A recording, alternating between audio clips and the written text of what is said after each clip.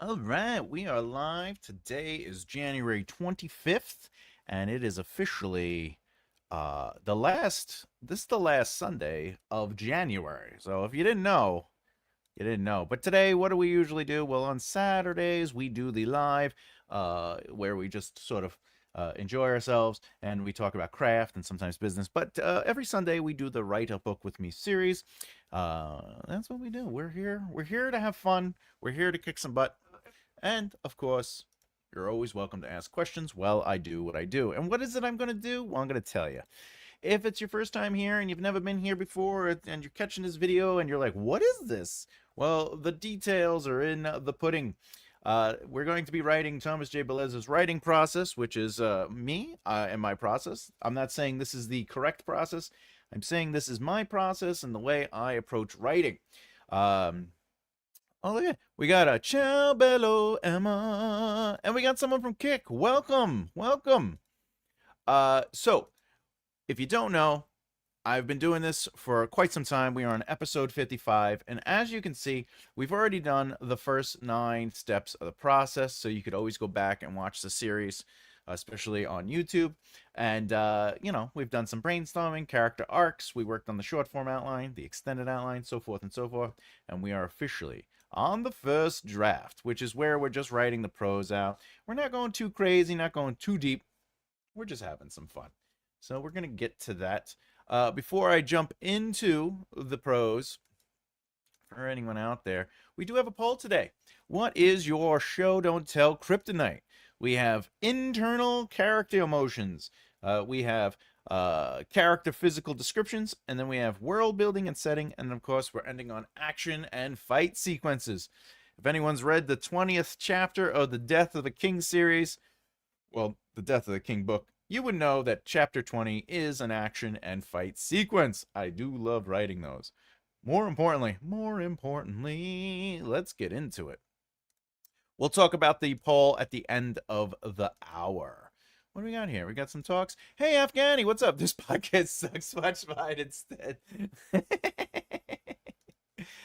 Grabs popcorn. Shoosh, shoosh. My favorite show. Awesome. Awesome. I love it. I love it. All right, let's get into it. Now, I've been writing the first draft of the first chapter, and I've been going a little hard on it. Meaning, like, basically, I've been making it nicey. Today, I'm just going to sort of get through it and write the prose out, because really, I'm supposed to be showing you the process. And the process is we start with very broad general statements, and we slowly build on them. Hello, flowers. And ultimately, at the end of the day, though, we have to come back and do a second draft. So I'm not going to really focus on how clean and pretty everything is. I'm just going to sort of write to the plot points like I normally do when I'm writing on my own. And as you can see, we have the extended outline or the zero draft beats here. And what I have to do is write to them. So let's get to it. Let's see. Yes, it said this is the 4th time we've done this. You'd think you'd know by now. Does your kind need extra food for your memory to work? Shaking my head, I patted the dashboard. Sure, buddy. Just so I can get into position. All right. Ooh, just ordering morticious food. It's because she gets gourmet. She gets the gourmet. All right, let's see. This is open smile.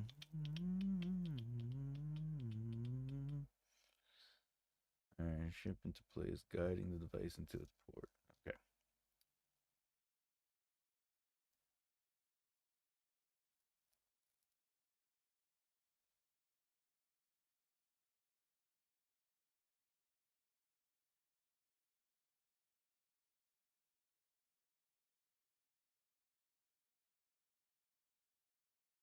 That's a funny line. All right.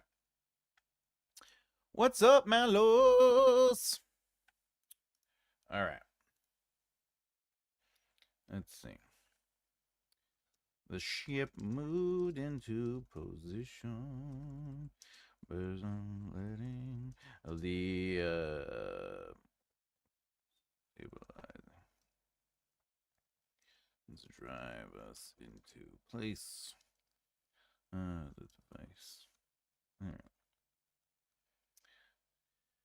Angel Faye, welcome to the chat. Boom, doo, doo, doo, doo, doo, doo, doo. Again, for anyone who's jumping in, I'm not writing pretty today. I'm just sort of just getting the chapter out. I just want to get the rhythm out. And then when I get to the second draft of these chapters, that's when I'm going to go in and add more of the immersion and all the fun stuff. All right, the ship moved into position, letting the stabilizing engines drive us into place. All right. Hmm.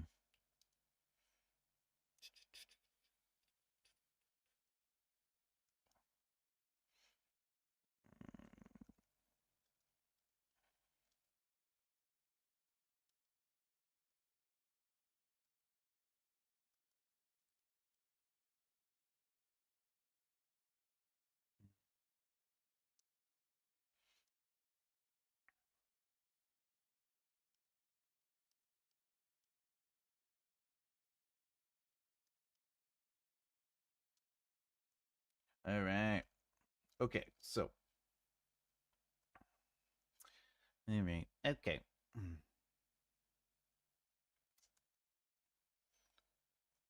She's moving her ship into place, guiding the device into a port. All right, and detects it from the effect. All right.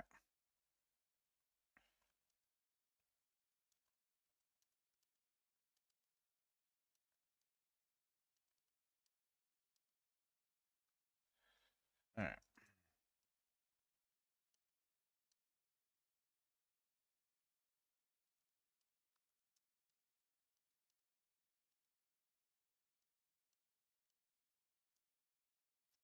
Do, do, do, do.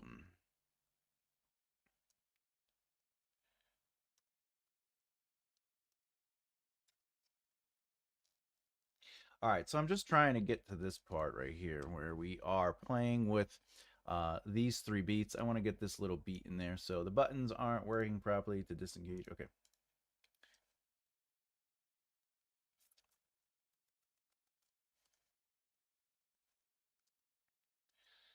And disengage button.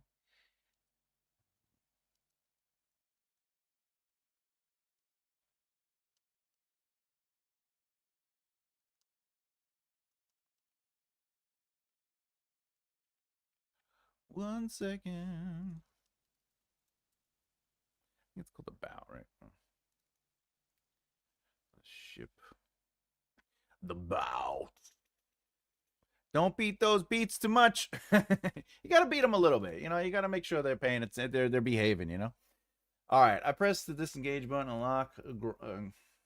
What? Grounded in the bow to ship. Hyper device.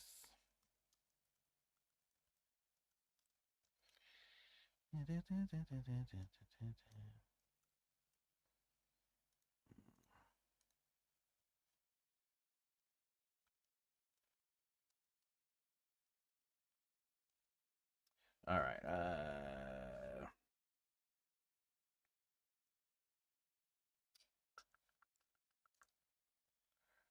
The ring goes off. Goes to the port. All right. Okay. All right. It's flat.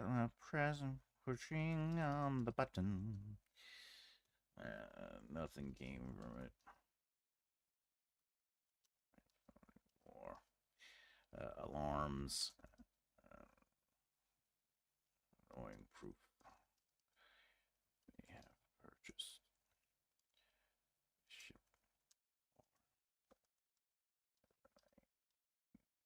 Needed. All right.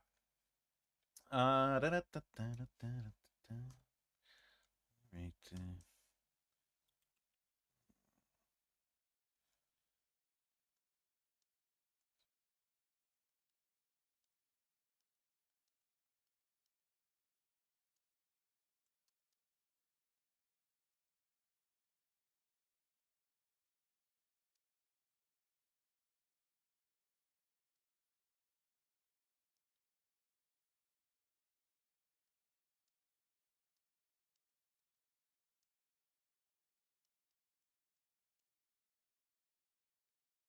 Hitting the buttons. Hitting the buttons harder won't help the whole working part happen.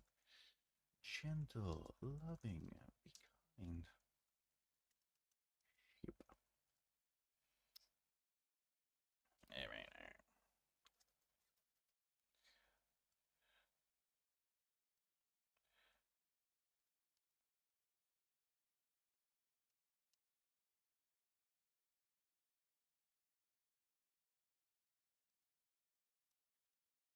kind. Yep. All right. Woo! So I kicked the dash. I'm just writing the beat. Dashboard with all my might. And the device released. Burst air and the hyper machine. Jettison? Is it jettison? I think it's jettison, right? Jettison from the spaceship. I could be wrong. Am I spelling that wrong? Jettison? Jettison and something. Jettisons. Jettisons from space? Jettisons? When objects, debris, are ready to discard materials. Yeah, I use the word jettison. Let's see if that works.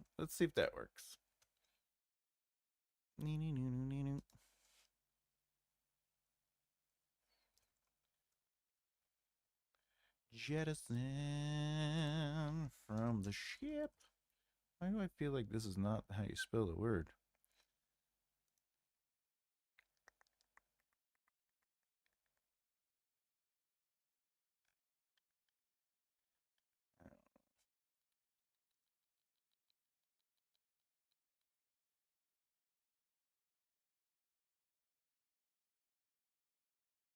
I think that's it. Anyway.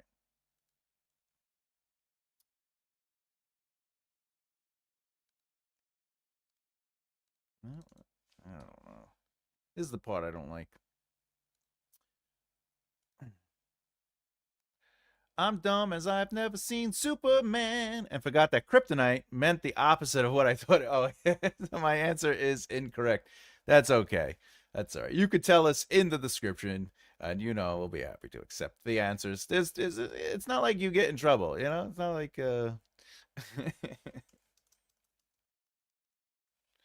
All right.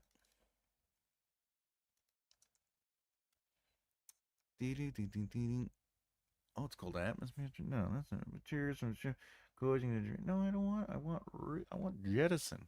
Why can't I spell jettison? Jettison. Throw or drop. Hey, there we go. I got it. Okay, I'm good. Ignore my annoyance. All right. A burst of air and hyper machine. A jettison from the bow of the ship. Okay, and then let's see. We did that. Oh no. Work that time. All right. I'm gonna finish this beat and then I'm gonna explain what I'm doing and why I'm doing it like I'm doing it. Hey everyone, I'm busy messing up gravy. Hope everyone's having a fantastic day. Being that you're jumping into the speech, the conversation, we are now having a good day. Emma, oh, we're doing pretty good with the votes. We have 7 votes. What is your show don't tell kryptonite? Basically, the thing that is your weakness.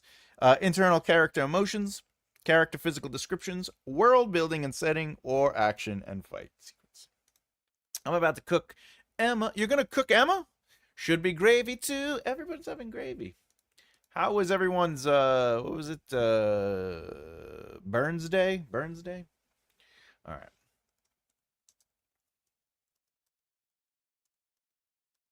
I like this dialogue, so make your abuse anymore.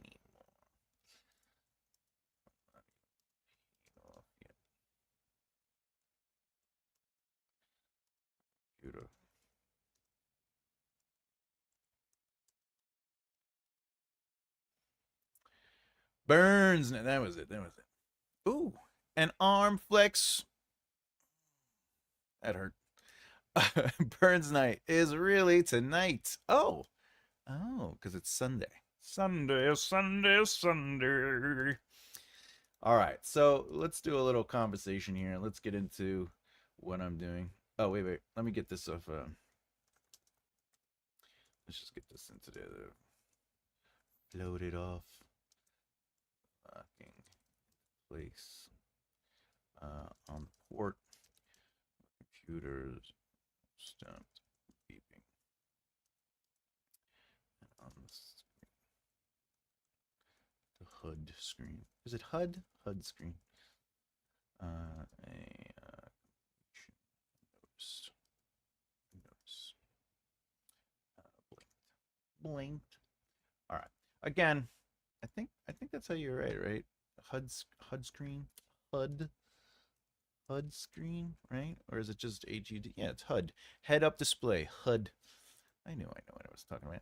Oh, have fun, flowers. All right, so let's talk about it a little bit. Beep beep beep. Now, again, it is a first draft, and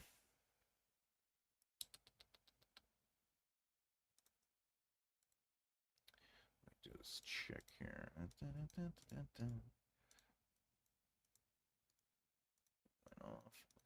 I'm just doing spell check real quick. Okay.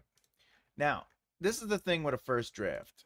As you can see, the first two videos, it took me 2 videos to write 574 words. Today, in 2 seconds, I just wrote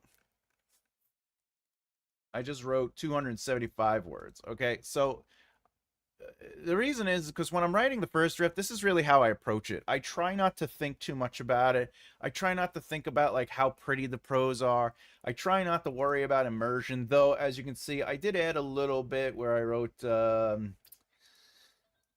know, the frost on the camera. You know, I'm trying to get an idea of the ship.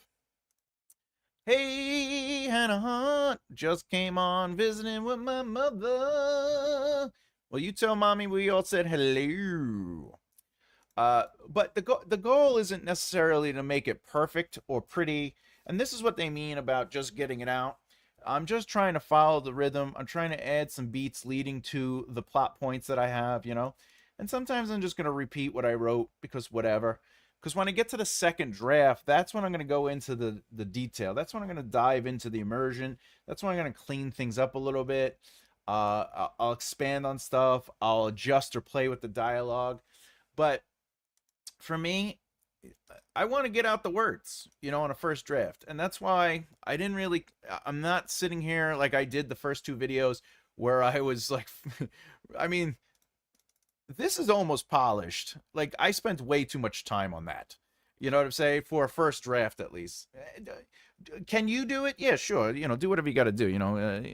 Write as you got to write. I personally, what I like to do with my first draft is just not necessarily fly through it, but to sort of just allow the natural feel to come out. Hey, Cassidy. Hi, Emma. I'm back from diaper duty. So again, we're gonna just keep going. I'm gonna try to write through these. I'm looking at. This is the thing. I feel like this is. Whoop, just trying to get a number count. This is 633. That's actually not that big. But I might end up making chapter 1 into 2 chapters. And the reason is because I think it'll allow the pacing to be absorbed for this whole docking thing, and then the almost crash. So I think that's interesting for the first chapter. We're almost into the crash. And then we could just make chapter 2 that they already landed and people are running over, right? And then we might end up making a third chapter for the Laura at home. And again, remember, we started off with the expectation of writing a chapter per plot point, right? That was our goal. But we must always serve the narrative. And if I have to break up a chapter from 1 to 3, then so be it. Because if it influences the pacing in a positive way and lets things breathe, it's going to be better for the long run. And like right now, I'm working on a crime novel, and one of the things you have to remember with crime novels, you want to keep it going, right? This is sci-fi, but on my own spare time, uh, in the crime novel, the noir style, the chapters are going to be lighter. They're going to be 1,500, maybe 2,000 words, right? So that means you could end up having a 60 to 80 chapter book, but in reality, it's still only 80,000 words, right?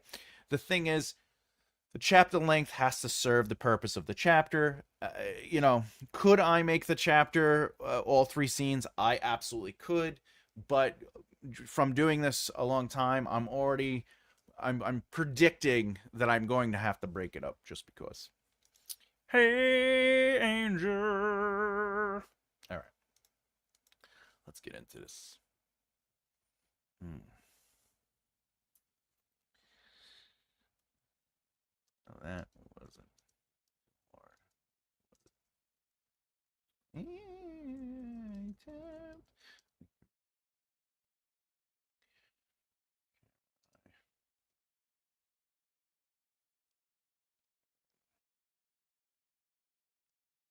Putting my smile view. Now that wasn't too hard. Anyway.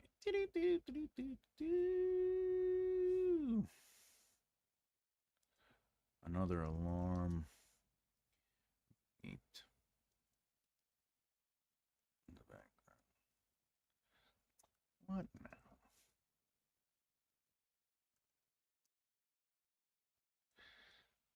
Do do do do do.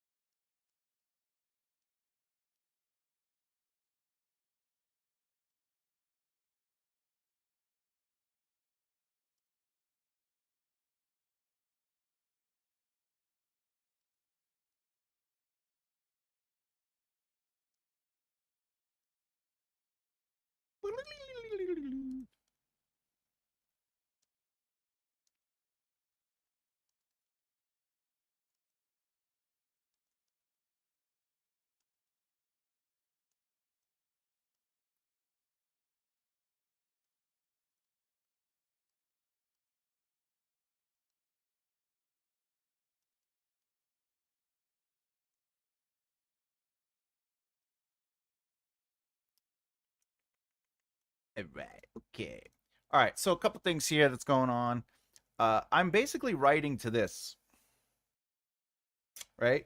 And I'm just playing with that. So I think that now I get to add this little thing there. I told you we should have fueled up important. I know, I know.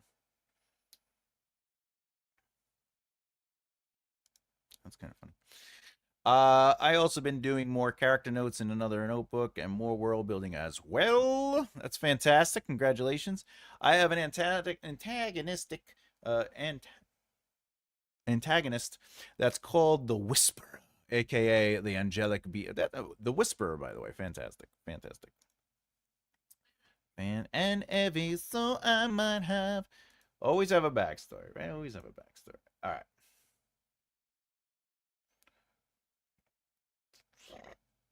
Mm. Oh, oh, by the way, as you can see, the note says she hits the gauge, making a comment about thinking she was closer. So we got to add that in there. Uh, Tapping the gauge. Really?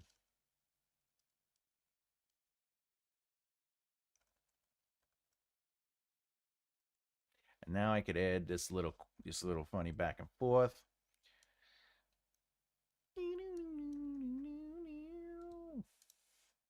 I like moments like this. I like these little kind of like back and forths.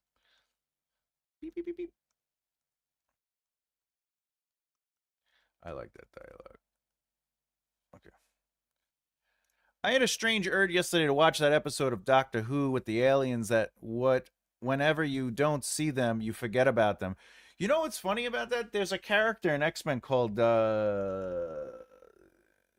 Forget Me Not.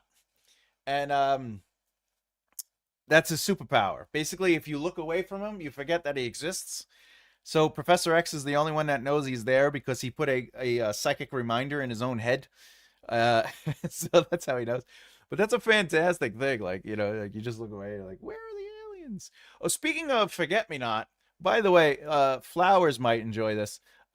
So in the crime novel, I made the older cop who is basically mentoring because the story takes place where it's like a new detective is on the job and they're being taught by this other guy. The veteran detective is more or less not great. So I officially got to use the name and I am creating the character. I am loving the character, by the way. But I got it in there. Boom. More or less not great is officially in a book. Fabuloso. Yeah, I'm pretty excited about that. I'm pretty excited about that. All right.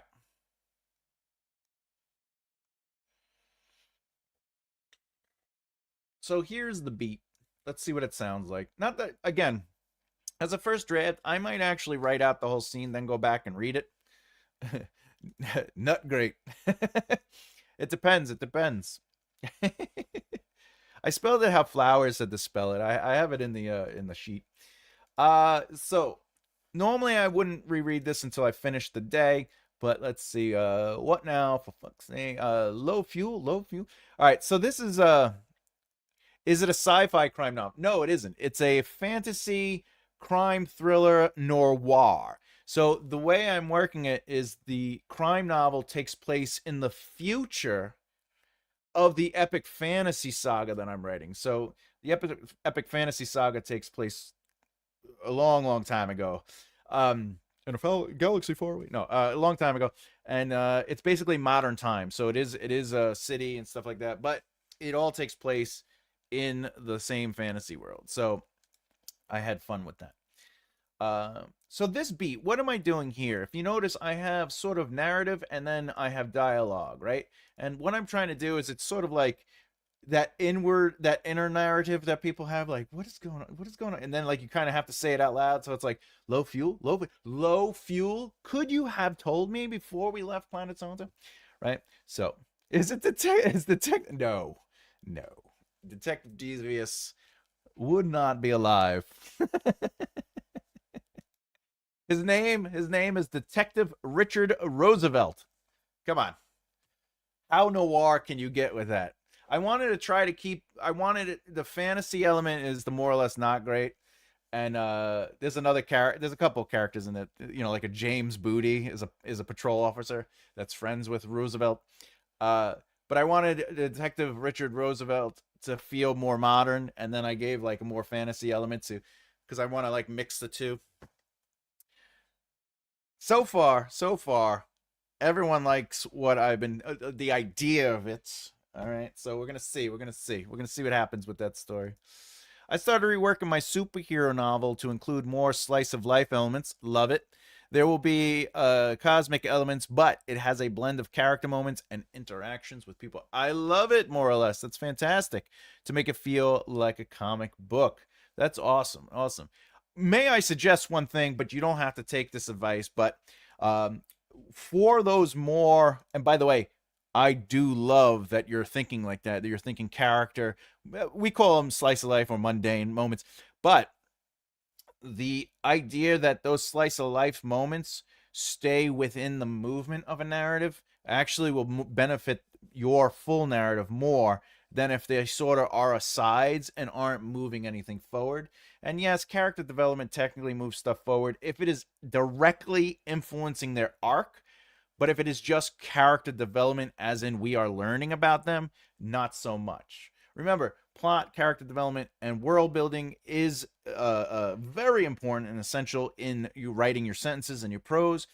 but the scenes and chapters themselves have to constantly be moving further, either the plot or character arcs or both of them. So just keep that in mind as just an aside.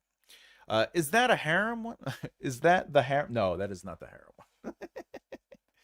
Are you? Oh wait, are you talking to Malos about his harem? He has a harem story. All right. So anyway, so that's why I did this. It's sort of like low fuel, couldn't you? Right. So it's like that kind of behavior. By the way, when I go back to write this in a second draft, I already feel like I'm going to add more behavior to this. I don't mind it, just dialogue back and forth, back and forth, back and forth. But sometimes I like to add more behavior. Hello, Thomas and everyone. I just voted on the poll, and I think we have a three-way tie at the moment. Let's see. Oh, yeah, look at that. 33, 33, 33. Boom, boom, boom, boom, boom, boom, boom, boom. Boom. Fantastic. I love a three-way tie.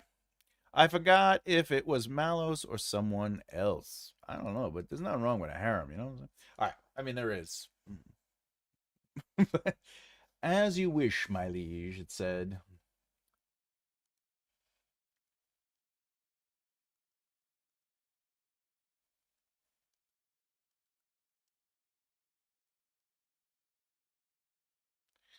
All right. All right, I called it the planet. I thought it was closer, but this damn fuel light is on. Give them a name and a relationship with Laura. She knew she wasn't closer. Oh, that's kind of funny. It's me. Oh, the harem. Yeah. It's me. Do, do, do, do, do, do. What's going on here? Do, do, do, do, do. Of course. Of course. Mm-hmm.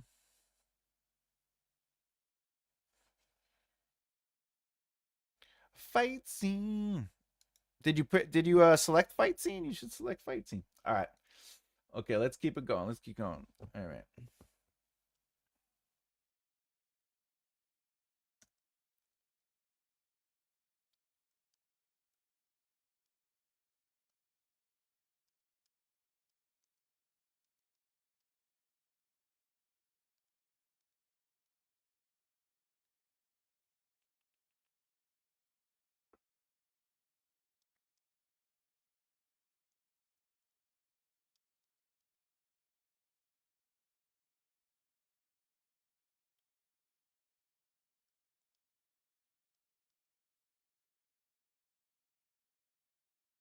What is it called? What is it called? What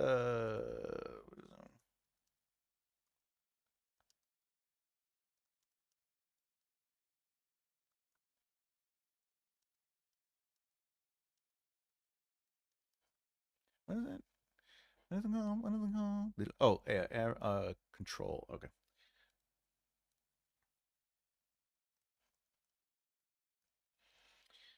And to control. All right, we're gonna get into it. We're gonna get into it. We're gonna get into it. We're gonna get into it. Okay, we're gonna get into it. What's this? Mine would have to be a fight scene, seeing as I've never written one. Excellent, excellent. Oh yeah, yeah, that's right. You weren't able to. That's right. That's right. My bad. No, because I'm a noob and I couldn't think properly. As like, if it makes you feel better, Flowers, my dyslexia saw. Uh, I thought when I clicked this one, I thought that was Mallows because my brain saw Lenny Flowers as Mallows, and now that I went back to it, I realize I am the dolt. All right. Ground control to Major Tom. Oh.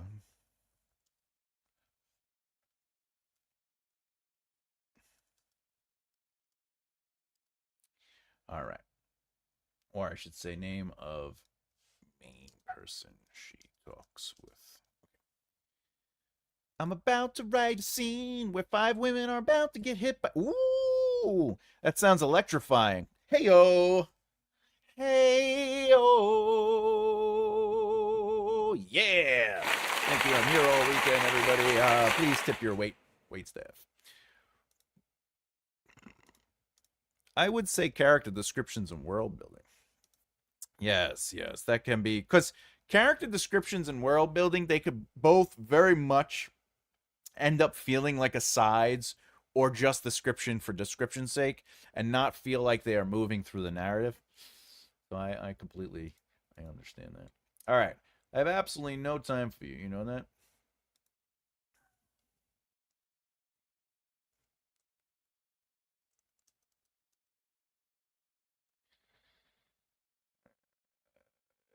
Ground control to Major Tom. Now I'm stuck with that song.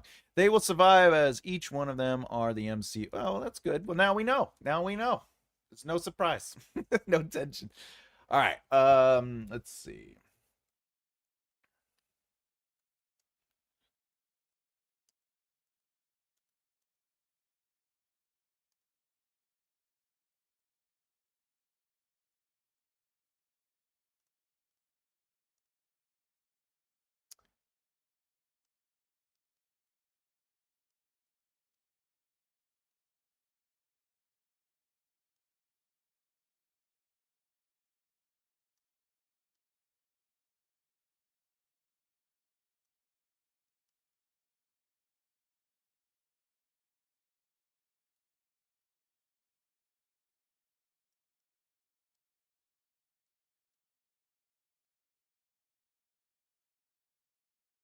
Amy. As you can see, like I said, all I do is I just write to the beat of the zero draft narrative beat, and either I add stuff getting to it, or I just allow that beat to be added to the flow of it. Um, when I go back and do the second draft, as you can see, this is very dialogue heavy.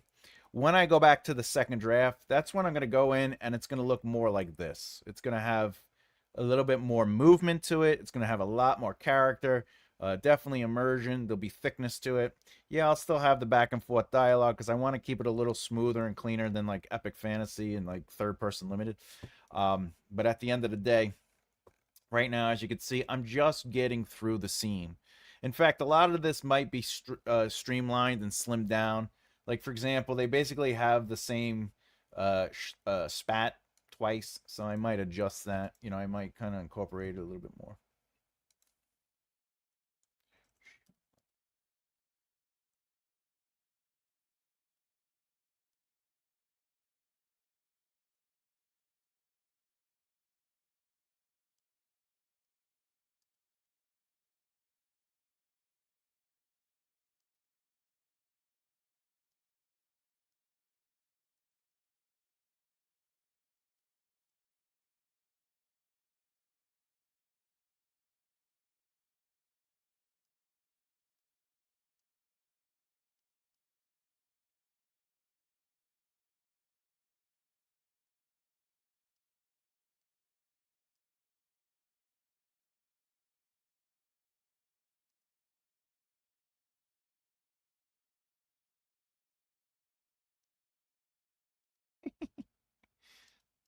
That's funny.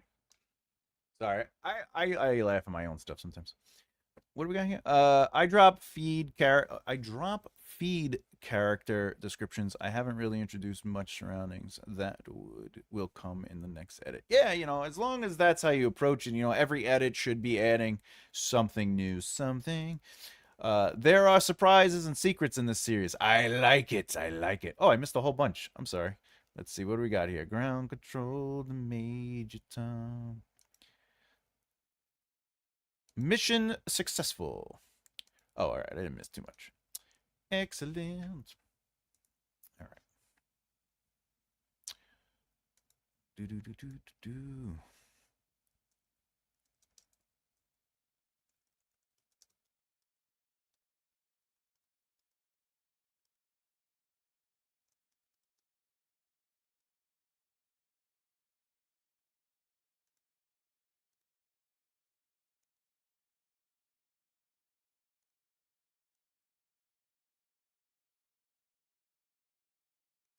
There we go.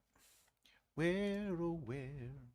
And by the way, again, if anyone has any questions about what I'm doing, why I'm doing it, my choices, if you have questions about your own writing, feel free to ask. You know, I'm happy to hang with that. All right.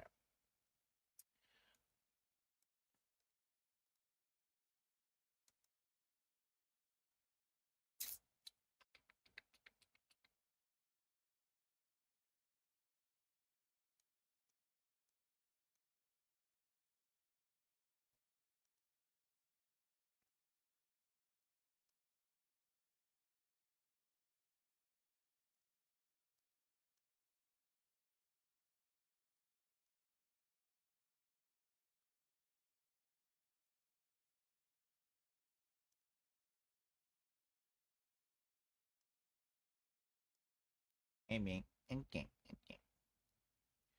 All right, I gotta do something. I gotta do something. Gotta go back. So and so to ground control. Over. Ground control. Over. I'm actually gonna change that. I'm gonna change that. Instead of them having saying over, I'm going to change it to something else. So it's like world. Again, this is the other thing I'm looking for when I'm writing. I don't want to put a lot of thought of it into it when I'm doing my first draft. But ultimately, over is a very common thing that we understand in our world and in our time. But like maybe I can create the same, if they're like, flip a flap, and they're like, all right, ground control to so and so, flip a flap. Like, not that it will be flip a flap, but it should be. Again, whenever I can, I try to add as much world building as I can through lived in experience. And what that means is I'm just not explaining it, I'm just allowing it to exist. Um, for example, sometimes, like in the Death of a King, there's a moment where characters are in the water and there's minnows, right? In reality, those minnows, I that's an opportunity to go back and say, hey, let me change it into a different fish, maybe a new fish that has a new look or a style or whatever. Because I have two sons, maybe the fish sparkles a certain way in the water or whatever the case is, right? Um, that's what I'm always trying to look for whenever I can. Please repeat, please. Laura here. Over.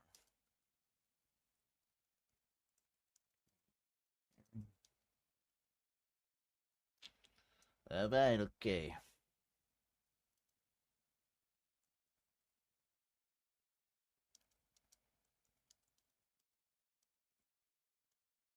Mm.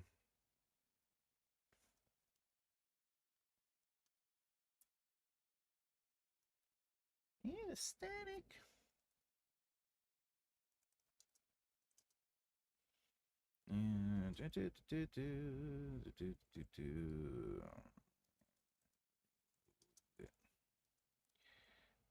Jiggling it around. Okay. Another thing is like you see how I have like where it's like I removed it, I bashed it around, right? So this is like first that is definitely zero draft, but like in the first draft, I might also remain very consistent with I or she or he or the blah blah blah. But when I get back to the second draft, one of the goals, again, if we go back up, is to create more of this kind of fluidness in the narrative. The radio clicked, popping over broken speakers flush to the cockpit corners. Why would that work? You're doing it wrong. But what do I know? The static voice clashed against the shivering body of the ship. Right? Like, uh, I avoid the I. Here's an example. I jolted back in my seat, shimmering, trying to hold myself still. The arms of the damn chair had already broken on one side, both sides, as I lifted the one good one off the lock, tossing it behind me. Right. So when I go, this is cleaner writing here, and it's because I put a lot of time into it in comparison to this stuff. But when you're writing, my advice to you is if you're getting into that I rhythm, just do it. It's just your first draft. You do not have to put the kind of thought into, because remember, you're going to have to go back anyway. You're going to have to read it again, take notes, add and subtract, move things around. So the idea of making perfect prose at the start is a waste of time, because even if you're a pantser, you're going to have to do edit work. You're going to have to go back and clean things up. You're going to have to change it to the point where what you originally wrote might not even end up in the story. So if you spend 15, 20 minutes or even 30 to an hour on a few prose, and then that scene doesn't even stay in the book, ergo, just get it out. Let it feel repetitive. It doesn't matter at this point, because you're just trying to find the rhythm and the movement of the scene, right? But you're also doing something else. You're trying to make sense of the characters, and you're trying to make sense of their behavior and choices and how they're going to experience the scene. For example, I have a lot of playback with the characters. Push, push. You gotta push forward. Do do do do. Um, so I have a lot of play with the computer and Laura, right? But I may end up on the second draft going back and adjusting that. But again, also you see all these like all these notes I'm giving myself. You just get through it. Just right. Just right. All right, jiggling around. Hmm.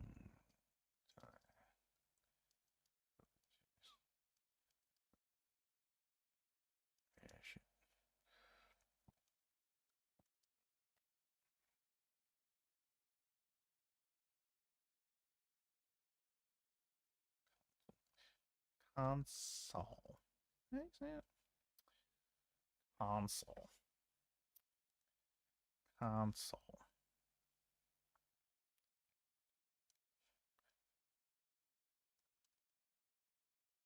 Console. Oh. Oh.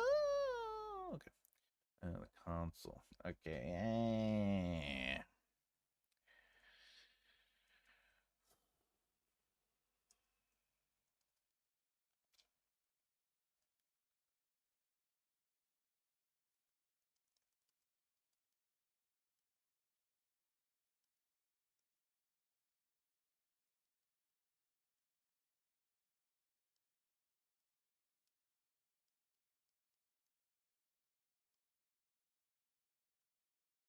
Maybe. Okay. All right. Arrow over. Uh, Laura. You. Okay. All right. So I think I'm gonna. Here's an example of making writer choices. Call the ship the Nutcracker.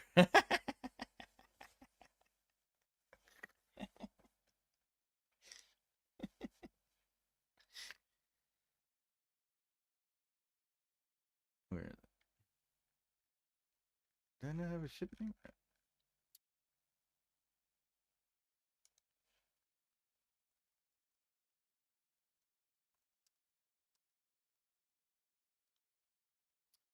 All right. That's the Nutcracker. Where was I? Oh, all right. So here, while I'm writing, I'm coming up with. I have to ask myself questions, and I have to make choices. Da, da, da, da. So the way this is feeling now is, Laura, that you feels like character who knows Laura. Uh, said. All right. So not that I would write that, but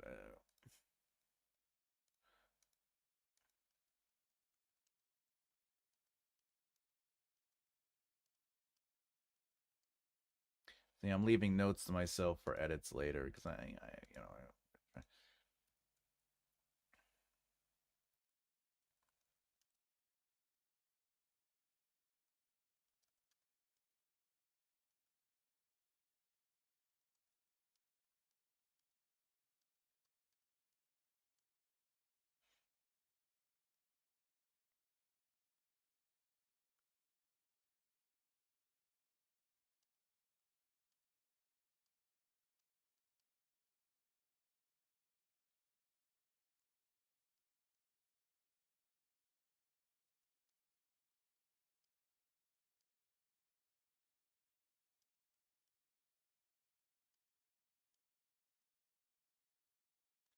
all right. So this is what I'm gonna do. I'm gonna go back and I'm actually gonna make the person she's talking to originally not the person she knows. I'm gonna make it more like all right, so let's see.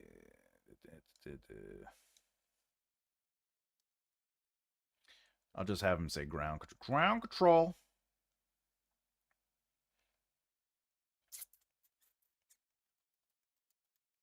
There we go.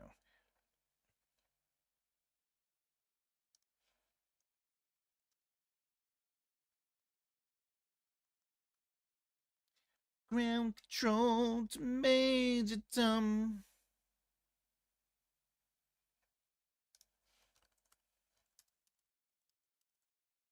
Hey, wait, here we go.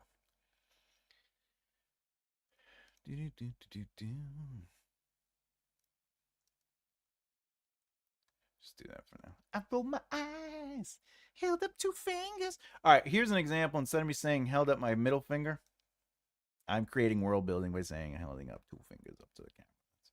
All right. I should say camera eye. Okay.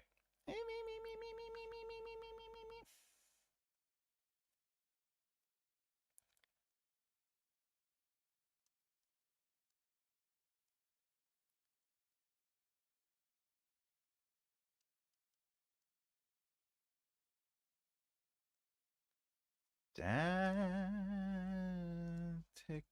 Did I spell it terribly wrong? I feel like I spelled it terribly wrong. Staticky. It's staticky. Don't you know it's Oh, no, I spelled it right. Okay. All right.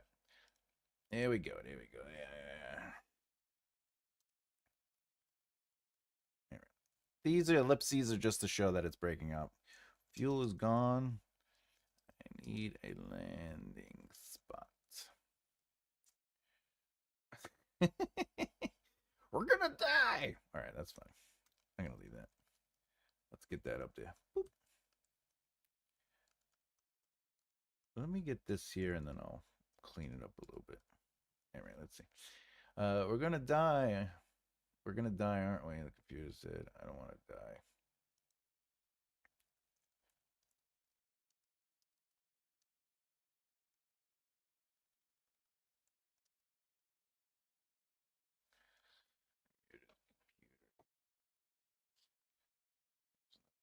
And hold your position. Do you copy? Do you copy? Over. Go back to my seat. Shoulders collapsing into the sheer frustration running through my body. Just for now. Reaching my hand. I adjusted the mic. Yep, over. We're making room for you. Hold. Over. Over? All right. Any thoughts, any questions, any ideas? Let me have it. You know, I'm absolutely wonderful. Anyone who, if you're joining us right now, I'm working on the first draft. Just a quick overview, a recap, to get at everybody. I'm basically taking the zero draft notes, which are these narrative beats, and I'm just writing to them, playing in them, and then writing away from them. However, as a first draft, I'm not putting a lot of thought into the prettiness of it. I don't care about immersion right now, as though that doesn't mean I can't add it. I'm just trying to get the movement out. I'm just trying to get the flow of the chapter to really come out. Oh, wow, we almost did an hour. All right, here's an example of why this technique that I'm doing today is a lot more effective. I just did 744 words today, and the last two sessions, again, worrying about how clean everything was. It took me 2 days, 2 hours to do 574 words. So that is why in the first draft we just write, we just get it out, because I did more than I did in 2 days in 1 hour just today right now. And I still have time. I still have time. Probably just get this in there. Okay.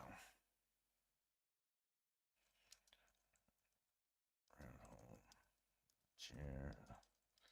Ships. Shook.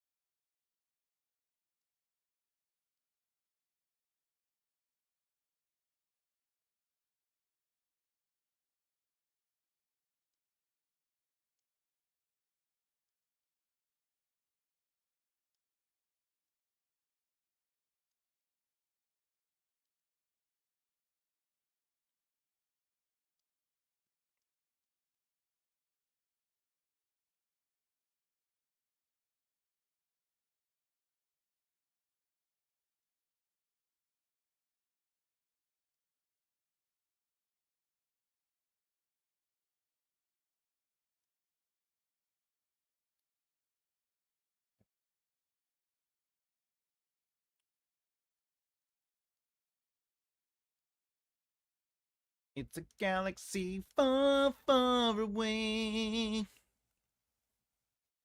How's everyone doing in the room? Everyone having fun? Are you guys working on anything while we do this, or are we just watching and listening to me be wacko? Wacko!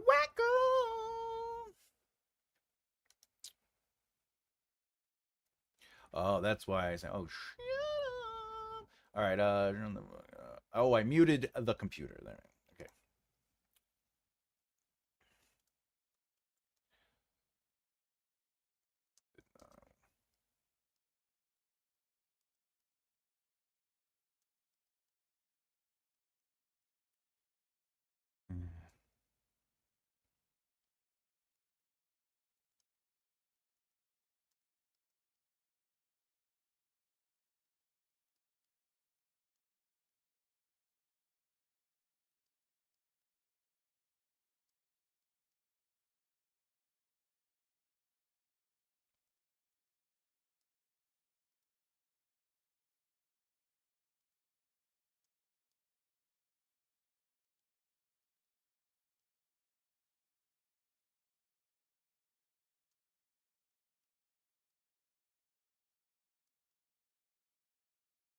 All right.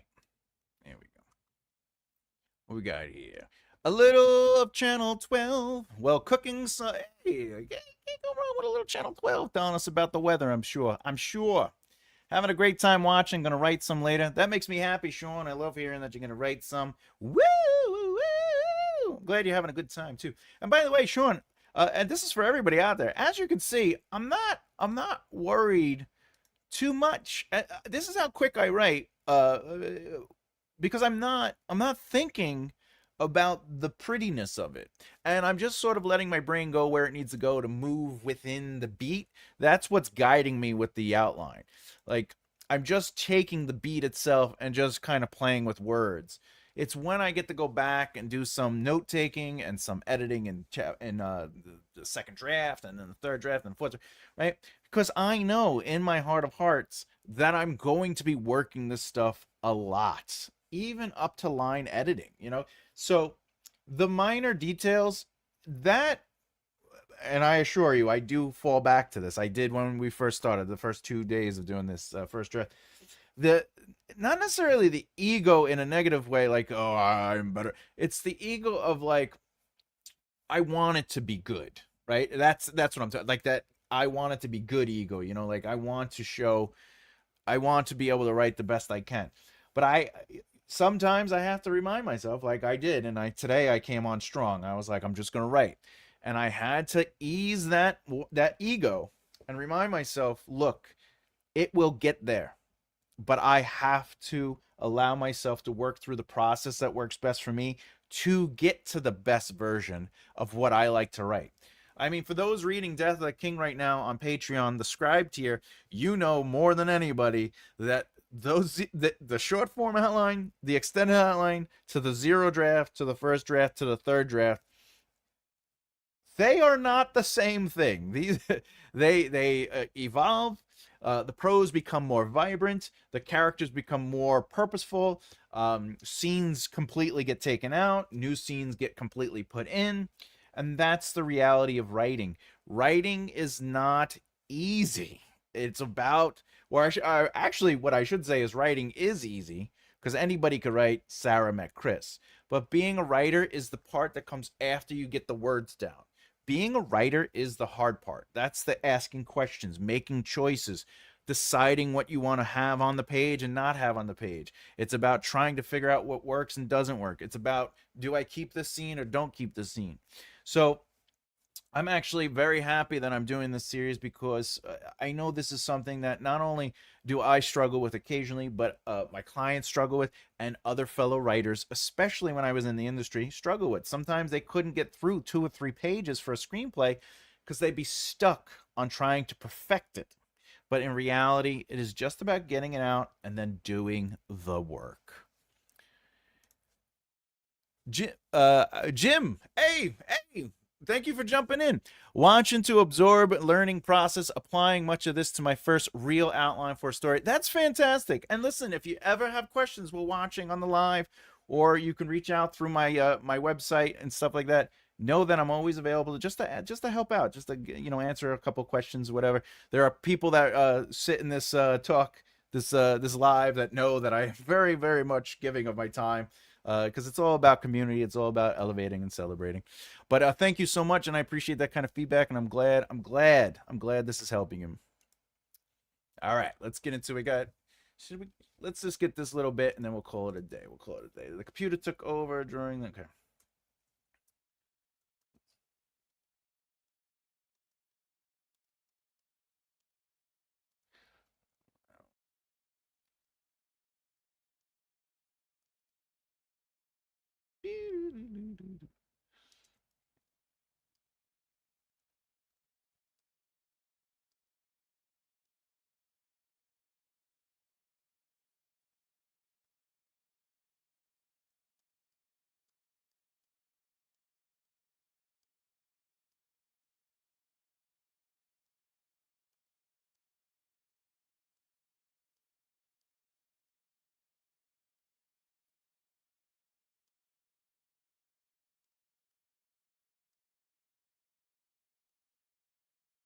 Oop, that's a repeat. That's a repetitive. Couldn't stop that.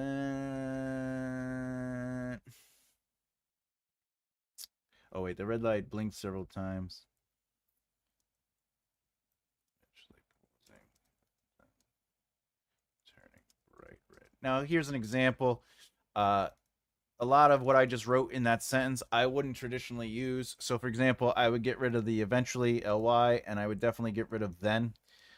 Then, finally, after. I try to get rid of those words, but it is a first draft, and I'm just trying to get the visual movement of it and sort of what I want to focus on, where I want the lens and the camera, and that'll help me when I go back to do what I got to. Let's see how much more I have so I know. Oh, look at that. We're almost to the end. I got 300 words left of beats to work on. I will definitely work on that next time. Let's see how. Look at this. 3. What is this? 4. We did 889 words today on a first draft. That again, we did 500 and something. I almost did 1,000 words in an hour. And that is the difference between letting it flow out for a first. It's just a first draft versus spending so much meticulous time. And honestly, a lot of this stuff up here of the 500 and what is it, 557, 74 words are probably going to be adjusted and changed also. So it is all part of the system. It is all part of the system. Let's get here. What we got here?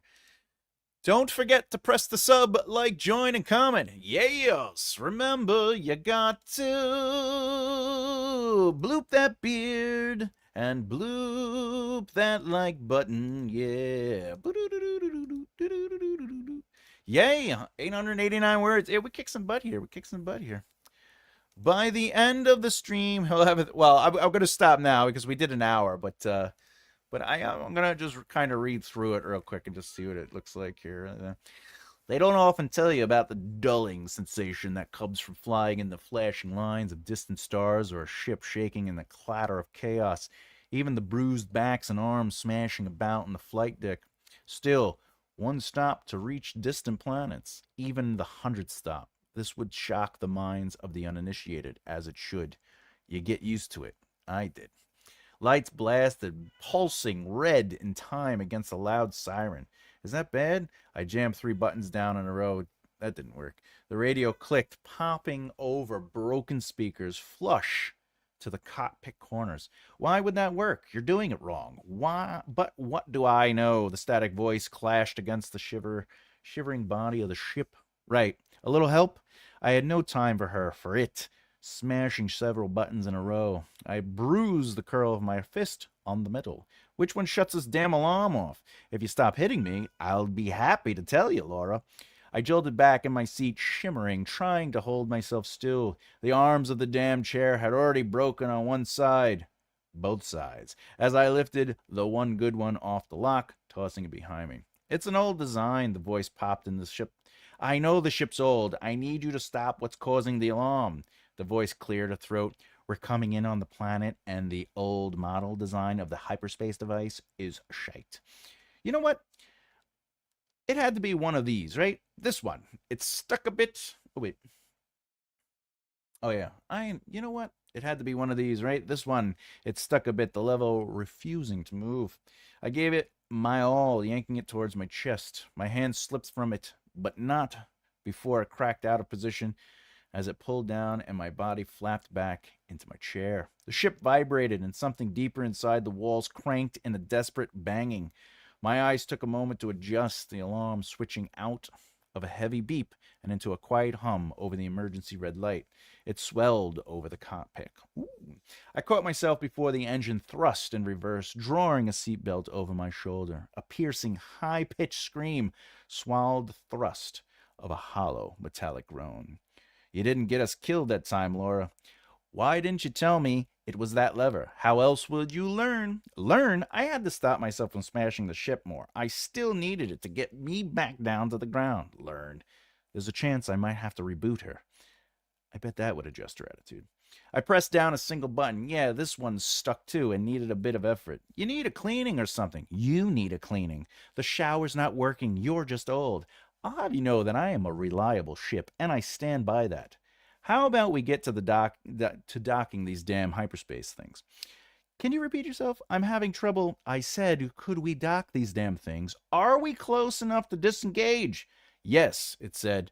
This is the fourth time we've done this. You think you know by now. Does your kind need extra food for your memory to work? Shaking my head, I pattered the dashboard. Sure, buddy. Just fucking get us into position.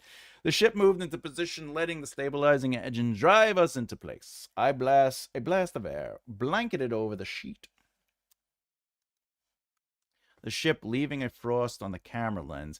Nothing left to do but use the guidance features. The middle port of all ports is open, the hardest of them all. An old system, sure. How would it ever be anything less than an issue? I pressed, see, this is why it's good to read back. I pressed the disengage button. A lock grounded in the bow of the ship. The hyper device stuck. Of course it did. Another beeping went off as I guided the ship closer to the port. All right, I said, pushing on the button. Nothing came from it. Only more alarms and annoying proof that I may have purchased a ship far older than I needed. What's bashing the buttons going to do? Make it older? Here goes. Smashing those buttons is all I could figure to do at this point. Hitting the buttons harder wouldn't help the whole working part happen. Gentle, loving, be kind to your ship. Then work. I'm trying. Does this help? Slamming the computer harder, nothing happened. So I kicked the dashboard with all my might. The device released a burst of air and a hyper machine jettisoned from the bow of the ship. I don't know, it seemed to work that time. I assure you it wasn't. I just didn't want to take your abuse anymore. I'm not even paid off yet. The computer clicked and broke up over the speaker. All right. That's pretty good. That's a lot. I'm not going to read this whole thing. How many words is that altogether? Oh, that's, what is that? 8, 9, 10, 11, 12, 1300? That's not bad. All right, what we got here? Oh, hey, Melos. Same here. Thumbs up. I like the first person POV, but I have trouble writing the right tense. Well, yeah. I mean, when you write in first person, you could write past tense. You could write future tense. You could also write present tense. I'm going with past tense and first person. I am writing, for anyone who doesn't know, especially if you're watching this series for the first time, I traditionally write in cinematic third person limited, rotating with a lyrical clarity and framing. That is my traditional author voice. As an exercise, because I was doing this for everybody to sort of learn, I also wanted to practice and challenge myself. I don't traditionally write in first person. However, the crime novel will be in first person. Only because it's noir and I kind of want to get in the guy's head. But the point is, again, this is a first draft, so I'm just trying to get used to the first person. I'm trying to get used to how much internal can I use versus external, how much, all that stuff is going to come into play. And yeah, I'm with Afghani. I do prefer the third person. I like writing where it feels like I'm watching a film. I'm going to have to work my voice into the first person, and I think that's an interesting challenge that I am willing to explore. However, I feel I'll get closer and closer by the time I'm in the third draft is where I will really feel that cinematic element to it. Right now, I'm leaning into the I element, and that's really the issue. Two, come here, baby. You know you could come and hang out. Come on. What do we got here? I'm liking the computer. It's giving me red dwarf vibes. Oh, that's great. I'll take it. Come here, baby. Come on. Come on. You want to come hang out? Come on. You want to come? Get up here. Where are you? Did you just leave? Come on. Come on. You want to come up? Kitty cat. Yeah, I think I'm very much I'm liking the back and forth. I'm liking that the computer has a real attitude. However, I will tell you this: there will be a payoff. So in my mind, the way I'm trying to work it is, it appears that they have a horrible, they have a tense relationship, which they do. But when she regroups with the ship is going to be happy that oh, you found me. They were being so rude to me when they were transferring me, and no one, I didn't realize what I had with you. And then Laura's also going to be like, I missed you too. I felt that, like, so I'm going to give them like a nice.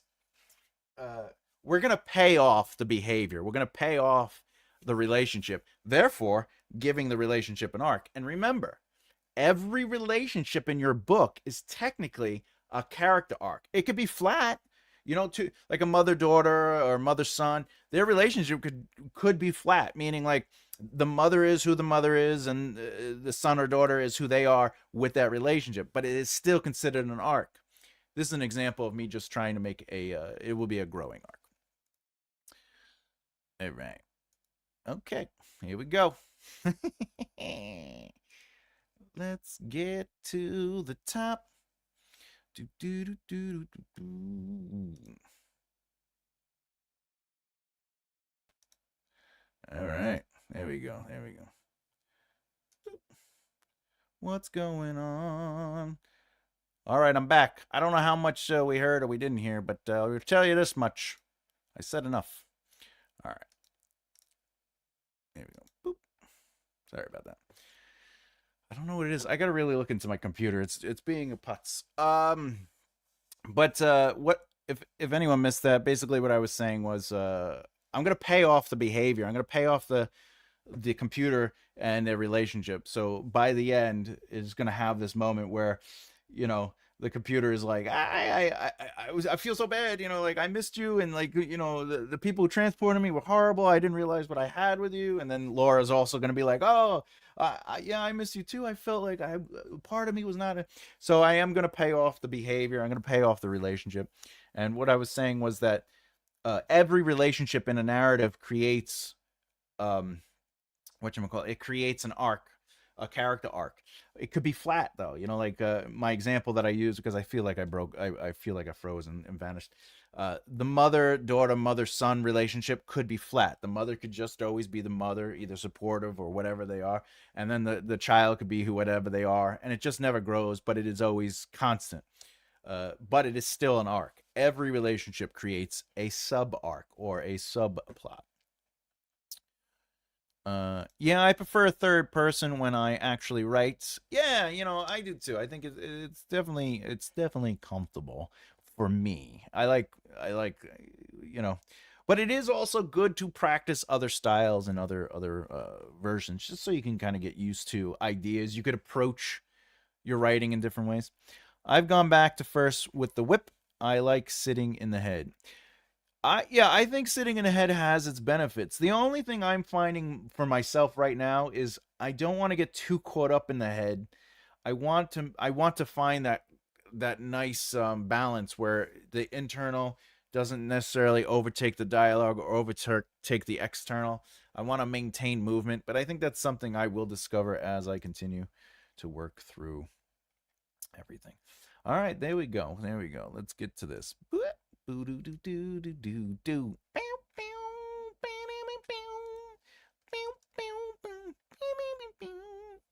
I also write in third person. I feel comfortable, and that's the thing. Like whatever you write in, whatever works for you, do it.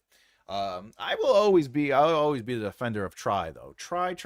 Always try things until you find what works for you. SB review poll options, please. Yeah, absolutely. Let's get to the poll. It is poll time. It is poll time. All right. Boop, boop, boop, boop, boop,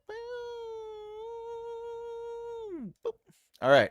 What is your show don't tell kryptonite? Basically, your weakness. We have internal character emotions, character physical descriptions, world building and setting, and of course, action and fighting sequences. It's very interesting that fighting and action sequences is at 0. Very interesting. 11 votes. I love it. Very, very active poll today. Very active poll. The blood of the rose. Just spotted the shirt. Oh. Yes. By the blood of the rose. You liked it, huh? You like that? That's my old. This is one of my. This is the band I was in. That was Tenebra. And as you can see, we were progressive doom metal, and our website was thegreatestband.com. We don't own it anymore, but by the blood of the rose. Yes, by the blood of the rose, a very important thing that's attached to the epic series. Hi Diana. All right, let's get into the. I know too. I know. You gotta come. Let's come in. She's such a baby. All right. Let's see. Oh, 14 votes. All right, we're getting there. All right. So, what is your show don't tell kryptonite? 29%. We have a tie for internal character emotions and world building and setting. And then we have 36% for character physical descriptions. And then way at the bottom is 7%. Let's end the poll and then we're going to talk about it. Let's talk about it. I do agree. The show don't tell for character physical descriptions. The secret with that is ultimately allowing description to move through purpose or action or behavior. Just woke up from a long nap. I am jealous of you. It's only taken me an hour and 20 to see that. Oh, it's all right. I didn't even know I had a shirt on. I'll be honest. Let's go to so character physical descriptions. Then we have internal character emotions. And then we have world building, setting. And then we have action and fight sequence. All right. Me too, Diana. Can't go wrong with a nap. That's what I need. I need a nap after this. All right, character physical descriptions. When we talk about show don't tell, tell is ultimately, she stood 5 feet something, still taller than her short king. All right. Middle.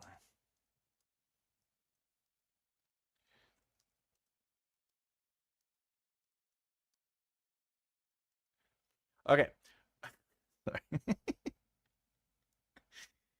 If you know, you know. If you know the inside joke, you know. All right. So this is what we would call tell. And the reason it's tell, all right, is because it is literally just telling us, right? We are not allowing it to show us somebody's physical height. She stood 5 feet something, still taller than her short king. A metalhead that believes 10 out of 10 times isn't every time. All right. But show you want it to move through something. Okay? So if we'll use eyes. Eyes are a very easy sort of like detail, right? So he leaned in.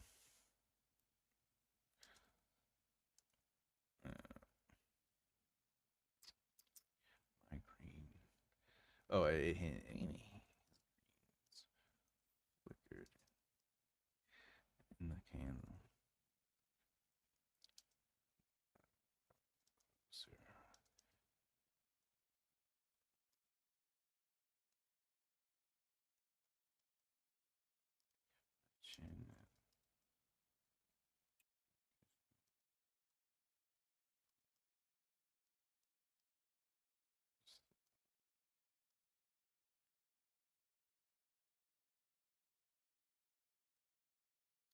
All right. Okay. Both of these. Oh, look at that. No spelling errors. All right. So, what is the big difference? Tell is she stood 5 feet something. That is a direct quote. That is potentially objective. Still taller than her short king. We are saying that he's short and she is taller than him. A metalhead that believes 10 out of 10 times. That's just an aside. All right. So, the show is he leaned in, his greens flick, or you could say his green eyes flickered in the candlelight, coming closer. Like,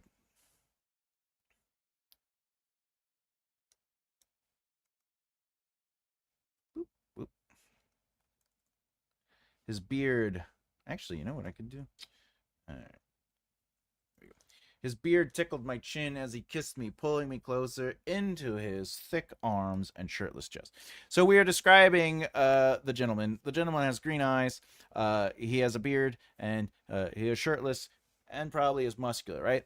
So the reason that is more show is because it is through the emotional experiences and choices of the characters. In this case, she is making the choice to notice the candlelight in his eyes. All right. She is noticing the texture of his beard on her chin. Okay. That is a choice. All right. But this also creates the experience. Tickled.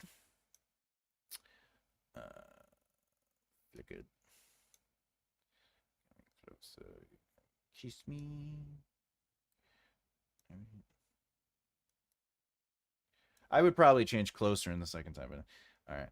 These moments, these are more experience. So whenever you're using like the texture of something, uh, and you add sort of like that strong adverb or in some cases an adjective, right? But so these adverbs, flickered is something that she's experiencing. She's experiencing the candlelight, but she is choosing to notice specifically the flicker of candlelight in his eyes.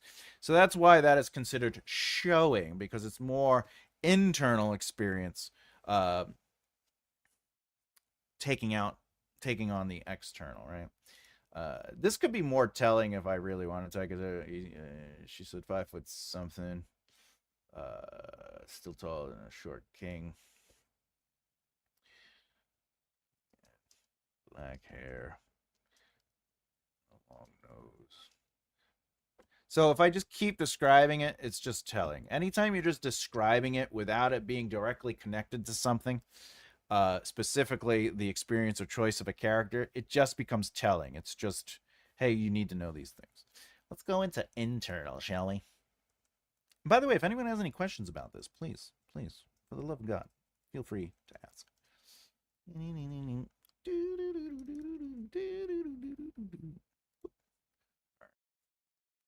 Let's see.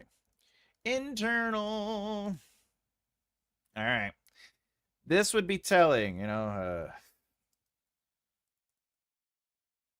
moonlight opened the forest up. Dark night. Actually, we're already sort of internal. Boop, boop, boop, boop. I'm going to move that there. All right. The internal character motion is she had me.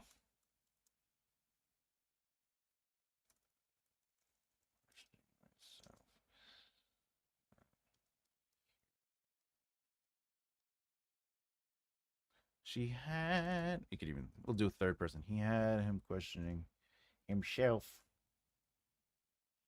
to be here or not. He wanted.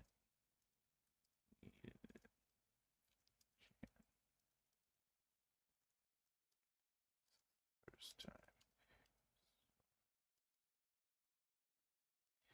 All right.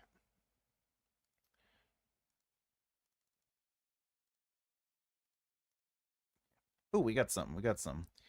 Um, and internal is the one that I struggle with. Well, we're gonna be talking about internal character motion right now. So, highest be the most. Was it a good nap, Diana? Was it a good nap? Ah, yes. 3 hours long. I was up too late reading last night. I know that feeling. Sometimes, was it a good. We're getting doubles. All right. So, I'm going to actually take this out. And I'm gonna go internal showing for this moment, okay? So, she had him questioning himself to be here or not. He wanted it. He needed it. She had been the one since the first time he saw her in grade school. So how do we go internal with this, okay? Yeah, boom. All right, we are going to try to show the emotional influence of these thoughts into the character's behavior and experience. So here we go. So, all right. Okay, she had him question himself. All right.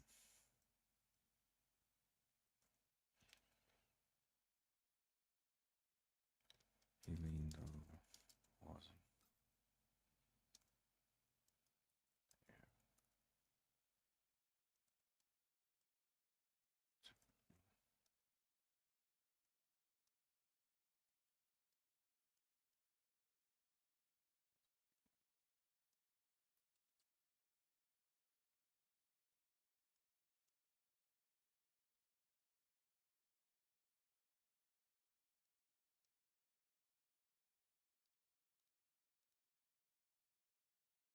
I spell that wrong? Yeah, resisted. Resisted. Oh no, I spelled that right.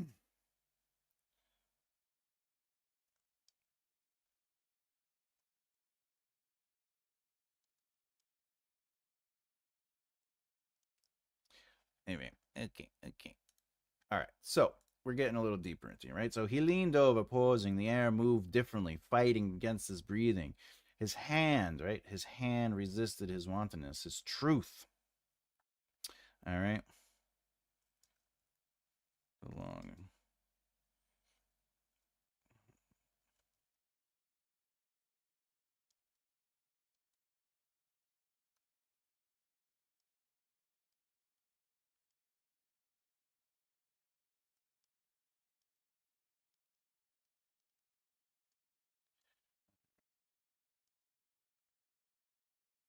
All right. So, why is this more internal showing? Because what he is experiencing is influencing his physicality and it is affecting how he is basically taking in his environment. So, he leaned over. This is a physical movement, pausing. The air moved differently. We can't actually see air move, but to him, the air is moving differently, fighting against his breathing. So, he is questioning himself. He does want to be here, though. He does want to be here. He wanted it, right? Okay. His hand resisted his wantonness. I think I spelled that wrong. Yeah, wantonness. His truth. Okay. So that is an internal desire. Okay. But we are connecting it to, again, experience. All right. He's experiencing his hand resisting his wantonness, his truth. I could even say hovering over her chest. Ooh. Okay. All right. I don't write romance or erotica, so just give me a second. All right, so now we are connecting the external with the internal and how it is directly influencing it. And that is the difference between show and tell. Tell just says exactly what he's feeling. She had him questioning himself to be here or not. He wanted it. He needed it. She had been the one since the first time he had saw her. There's no experience or choice coming from the character through the tell. However, should you not tell? It's up to you. I prefer the show. However, telling does help us get through scenes sometimes. Sometimes we just let's keep the pace. Let's just get to the kissing. Let's get to the fighting. Let's get to the whatever, right? So like even in fight scenes, the pace of the fight might be faster. The swords front, but then maybe there's a moment in the fight scene, which I recommend. You kind of slow it down and go internal and allow how they feel the outer world and how it is influencing their internal perspective of it, even in third person. So that is the big difference. I'm off the bed. See you next time, Angel Faye. All right, so there's the big difference between tell and show for internal. Again, if you have any questions, please ask. Let's do these real quick. Tell me about it. Okay. Uh-oh.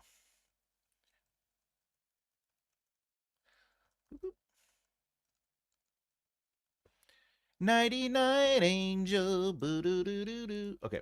World building, telling, and setting. All right. So, yeah, okay. Joden. A cold, dangerous place. Environment. Kill any.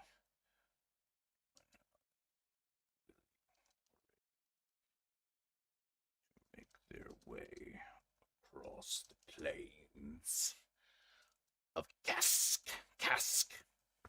All right. This is straightforward telling. This is what it. Oh, look, no bad spelling. All right. Drodan, a cold and dangerous place. The environment would kill anyone unwilling or ready to make their way across the plains of Cask. All right, so that's setting. If I'm gonna do world building, it also has the world building with Drogan is a cold and dangerous place. That's world building. Okay. The setting is the environment would kill anyone unwilling or ready to make their way across the plains of Cask. All right. So how do we show this? How do we show this? That was a very fierce writing.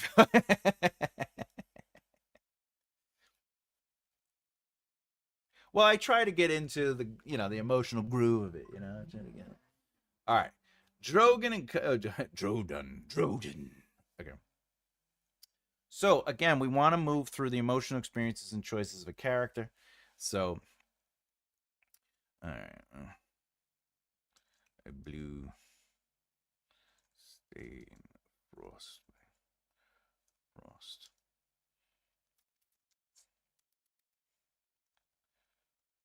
Just over his hand, reaching.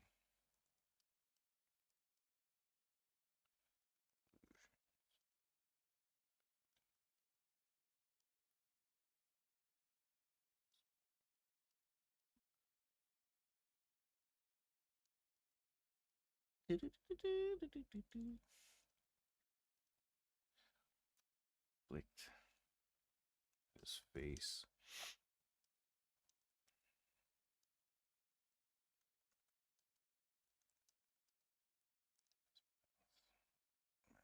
His mask.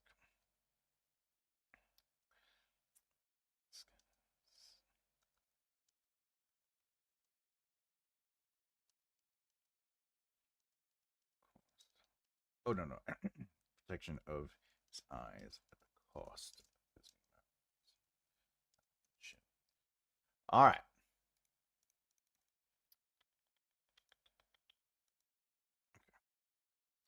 All right, and then we could add some a little. So this is now showing the same thing. All right, a blue stain of frost cursed over his hand, reaching out, or I should say, the blue stain of frost cursed over his hand as he. There we go. As he reached it out, trying to grab the illusions building in his mind. The Drogan cold flicked at his face, cutting up the area exposed beyond his mist. All right, so basically what I am doing is I added, this is what lived in looks like. I'm not explaining a Drodan or that it is a cold and dangerous place. I am showing you that it is cold and dangerous. It's so cold, it is literally causing him to have illusions. It is cutting up his skin because of the flicking snow. That is ultimately, without a doubt, the difference between telling and showing. Telling tells you that it is a cold and dangerous place and the environment will kill anyone unwilling or ready to make their way across the plains. I could even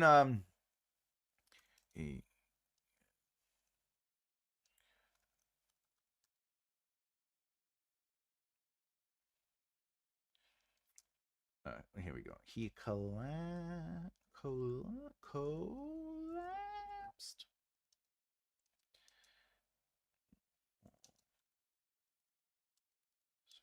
Reaching. Landing in smile.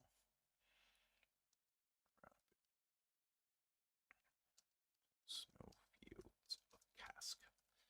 Anyway, so that is world building.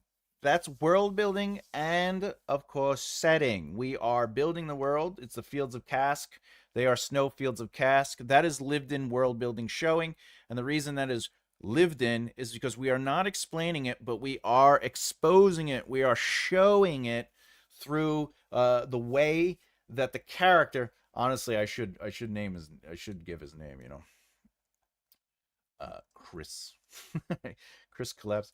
All right, that's a terrible name for this, but it remember showing is always going to move through the emotional experiences and choices of a character. Okay, you can't show exposition. However, you could show character exposition through a character's experience as they learn things, as they make choices, and all of that. It does that. So let's go to action and fight sequence. Oh, we got some stuff. Oh, Emma, it's Richard, everybody. Richard, thank you for joining us. You're always a pleasure. Absolutely, action and fight scenes. I'm gonna give example of what tell looks like and what show looks like. Richard, fighting. I like what you've done there. Oh, thank you, Emma. I appreciate that. I just started this thing called writing a few days ago. I think I'm getting the hang. Was it? Everybody was kung fu fighting. They were moving as fast as lightning. Bong. Just for the record, to anyone out there, if I vanish, I am not gone. Stay with me, for I'm coming back. All right, just keep that in mind. Okay, let's do it. Telling would be, he fought hard. The blades clashed in multiple strikes to one another, equal in skill and reason. Okay, that's tell. That's what telling looks like. It's just straightforward. It's always just explaining what is objectively happening. He fought hard, right? They sweat. Actually, it would be they sweated. They sweated. Oh. Oh. He fought hard and both sweat. Right, both sweat. The blades crashed at multiple strikes. All right, so that's usual. Sensory details aren't necessarily because listen, sweat is a sensory detail. Clashed is a sensory detail. Sensory details. Oh wait, sorry. Sensory details on their own aren't necessarily showing. Remember, showing if it must come through the emotional experiences and choices of your characters. If you are describing things in a flat exposition or telling way, then these sensory elements do not necessarily show what is truly happening. In fact, this can become mundane. The blades clash in multiple strikes, right? Metal clang. Okay. Professor Thomas. He smelled the iron in the blood. Well, all right. Now that becomes showing. So Richard's example of let's just add that and then I'll put it into the iron in the blood as the blade swooshed down through the air beside his head. Okay. So the reason this becomes showing, excellent example, Richard, is because it is through the experience of the characters. So if his arms weakened,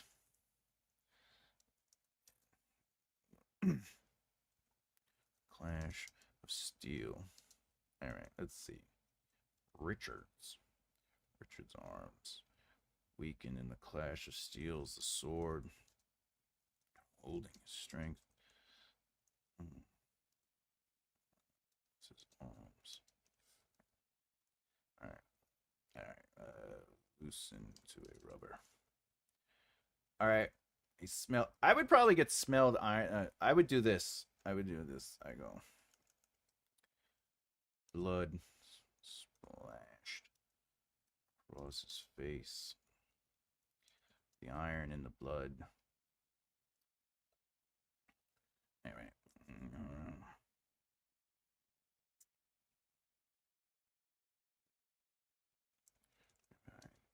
No,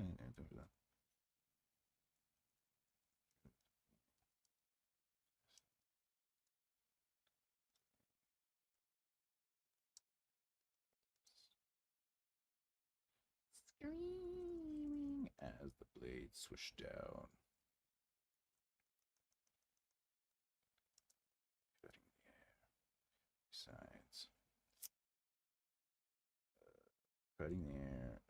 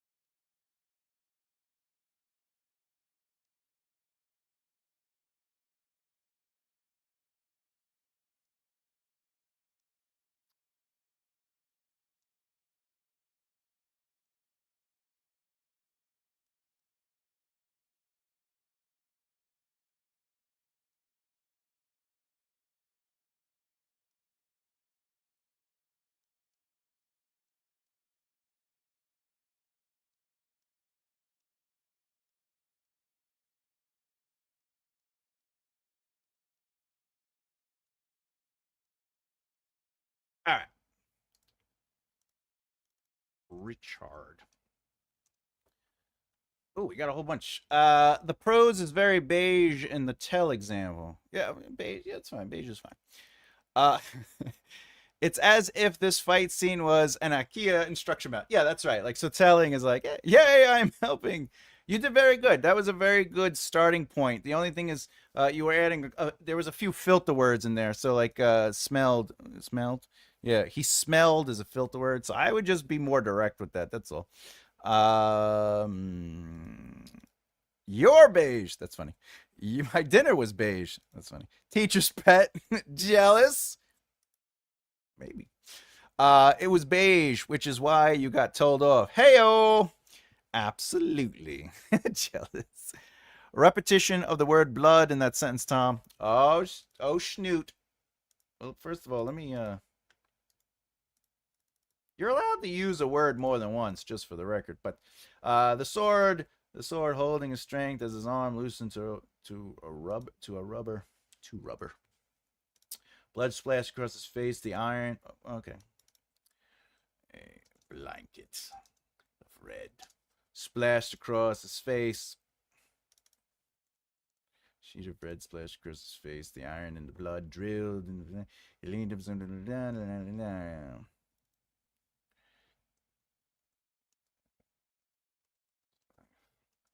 Flowed out, dyeing the green. The result. Look at that. You happy? Sorry, I have another friend who's me all the time. Oh, all the time. But repetition is fine as long as repetition has purpose. Like, I could sit here. I could have this scene be like this. Blood. Corners. Hands.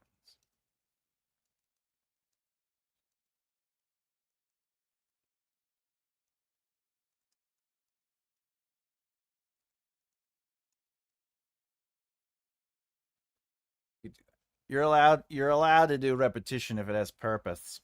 So Don't let anyone tell you can't do repetition, because that's ridiculous. Your repetition. Oh yeah, filter words are my own nemesis apart from the repetition. That's funny. Oh, I like the blanket of red. Yes, it's metaphorical. Warmth of his life. Hey, oh my. If people resort to biting in a fight, is it weird to mention what they taste? No, no. Absolutely feel free to do that. The imagery here is so much more powerful and evocative. I appreciate that. Thank you, Richard.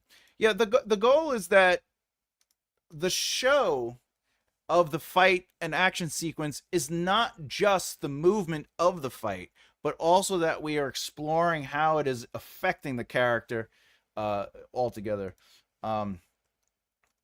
Bleeding his shoulder. This is actually it should be like that. Okay, only because it's a new movement. The new movement is the result. So he cut the guy's shoulder, and now the guy, is on the ground. Also, I don't have to say that the guy fell on the ground. We're just assuming the next logical movement is the warmth of his life flowed out, dying. The green from the grass, dying the green from the grass into a result. He hung in. Because now we're sitting in how Richard stood in the silent victory, unable to feel his arms, even in the shame of his heart. Now, feel is technically a filter word. And the reason you're allowed to get away with it is because we are exploring a direct movement of emotion, and it is not filtering. It is not saying he felt his arms. It's not saying he felt cold. It's saying unable to feel. So it is an emotional experience. He's unable to feel his arms, and that makes feel not a filter word. Even in the shame of his heart, and it's still through one long sentence, so complex sentence as we would call, allowing us to. So Richard stood in the. This is what logical narrative movement looks like. Richard stood in the silent in a silent victory. So now we're going to expand on what that silence is, right? In a silent victory, unable to feel his arms. We're qualifying or we're expanding on it. Okay. Even in the shame of his heart, now we are qualifying it. And then for his brother, now lie dead. Okay. So that's showing. So the big difference is obviously by the way, you don't always have to have more words to show, but I went a little deep into it because Richard's example actually inspired me. I thought that was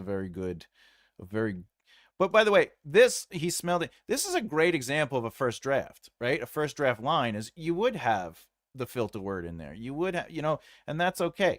But our goal as writers is always to remember that there is a second draft, that there is a third draft, that we're supposed to constantly always be building on it and evolving it. But yeah, so those, as per our poll, I definitely wanted to go into these tell and show examples. I really hope they helped. I hope they got you guys excited. Yes. I hope you learned something from it, and but if you have any questions or thoughts, feel free. But also, Richard, thank you very much for participating. I absolutely appreciate and love that. I love when everybody gets involved. Because this is for you guys. I do this for everyone. I do this for everyone. Sean,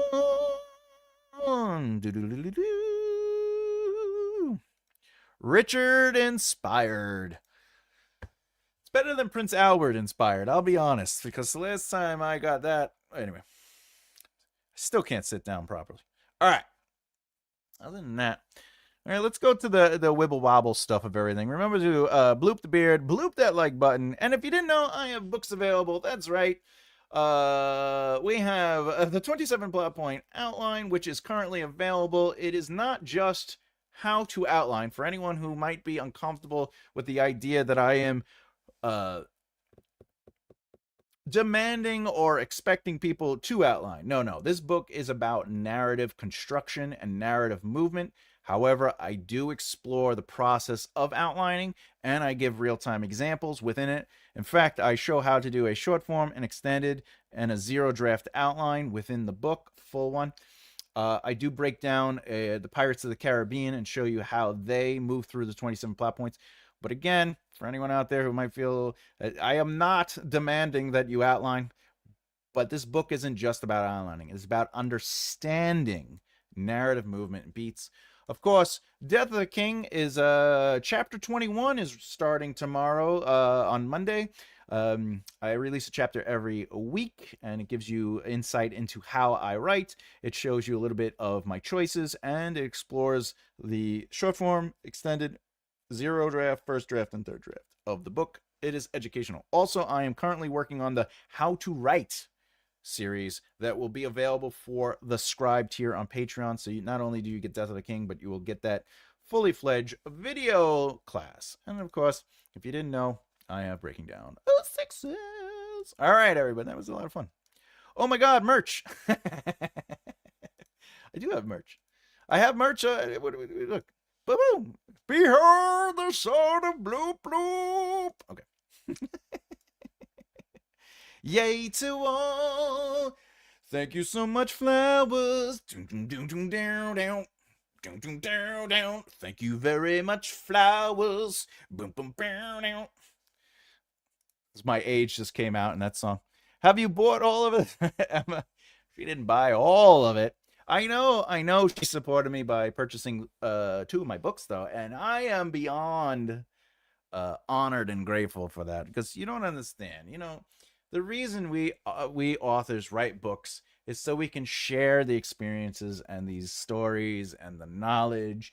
And I write these self-help books and these like how-to books because I want to help people, and I want people to have an opportunity where they might not be able to interact with me. So you can read the book and it's like you're talking to me, because there is silliness in the books too. I write a lot of jokes.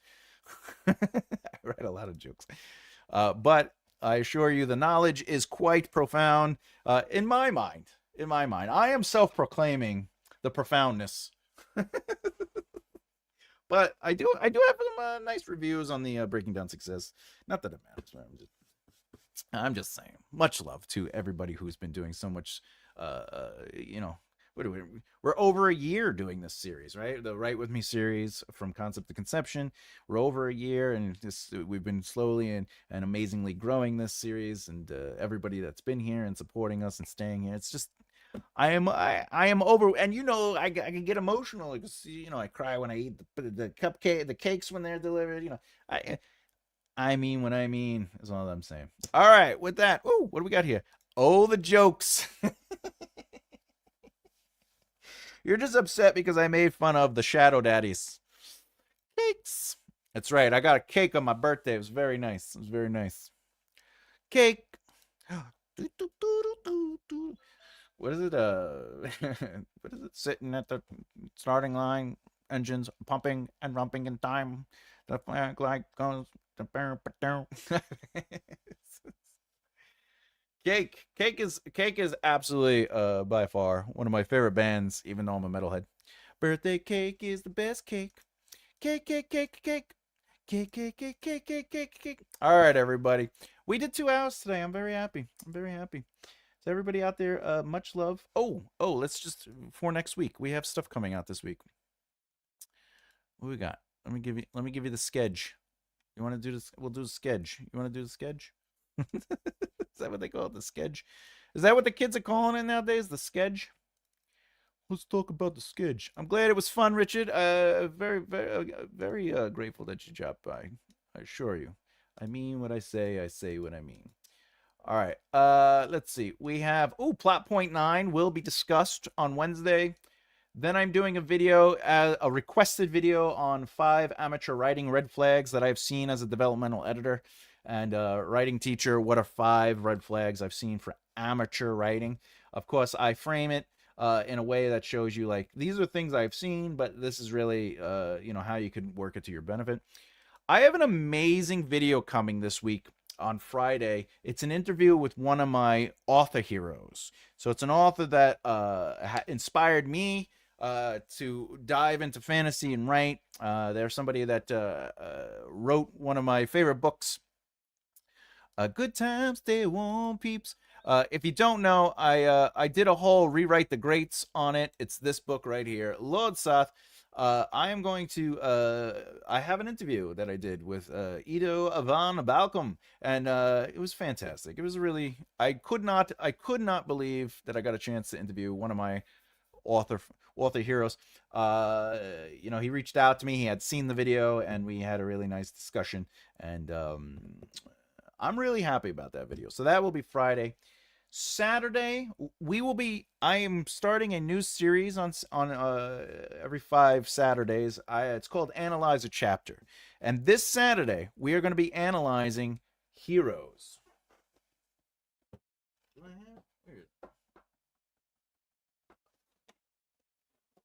If you don't know, Joe Abercrombie, I'm gonna be analyzing one of the chapters, one of the more famous chapters, the one where it's what is it called? The casualties or something like that. Casualties. It's the one. It's a battle scene. I'm gonna be but I'm not gonna do the whole. The chapter's very long, so I'm not gonna do the whole chapter. I'm gonna do an hour on it. I'm gonna analyze up to an hour. We're gonna look at we're gonna look at it and we're gonna say what is setting things up, what is ultimately the conflict, what is the resolution. We're gonna look at the logical narrative movement. We're gonna just basically break it down and analyze it as one would do. So you're gonna learn some developmental editing tricks while we do that as well. And of course, Sunday is always Sunday. Other than that, that's it. That is it. Grimdark. To everyone out there, as always, much love for all the support. I am Thomas J. Bellezza, and as always, I will see you next time. Keep developing the right mindset. I'll see you next time.